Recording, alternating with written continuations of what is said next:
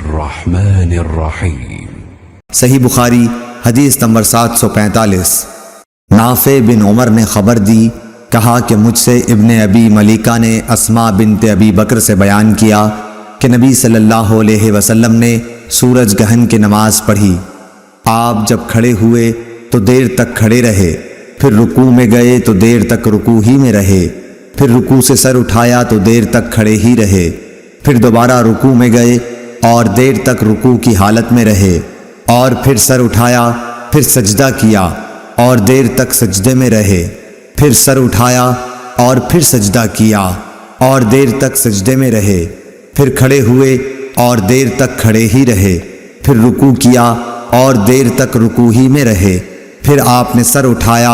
اور دیر تک کھڑے رہے، پھر دوبارہ رکوع کیا اور آپ دیر تک رکوع کی حالت میں رہے، پھر سر اٹھایا، پھر آپ سجدے میں چلے گئے اور دیر تک سجدے ہی میں رہے، پھر سر اٹھایا، پھر سجدے میں چلے گئے اور دیر تک سجدے میں رہے۔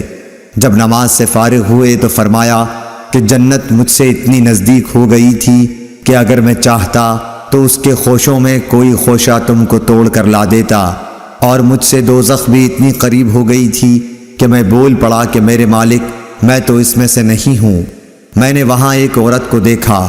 نافع بیان کرتے ہیں کہ مجھے خیال ہے کہ ابن ابی ملیکہ نے بتلایا کہ اس عورت کو ایک بلی نوچ رہی تھی۔ میں نے پوچھا کہ اس کی کیا وجہ ہے؟ جواب ملا کہ اس عورت نے اس بلی کو باندھے رکھا تھا تاکہ بھوک کی وجہ سے وہ مر گئی، نہ تو اس نے اسے کھانا دیا اور نہ چھوڑا کہ وہ خود کہیں سے کھا لیتی۔ نافع نے بیان کیا کہ میرا خیال ہے کہ ابن ابی ملیکہ نے یوں کہا کہ نہ چھوڑا کہ وہ زمین کے کیڑے وغیرہ کھا لیتی۔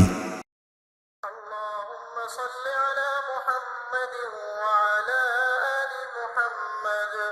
كما صليت على إبراهيم وعلى آل إبراهيم إنك حميد مجيد اللهم بارك على محمد وعلى آل محمد كما باركت على إبراهيم وعلى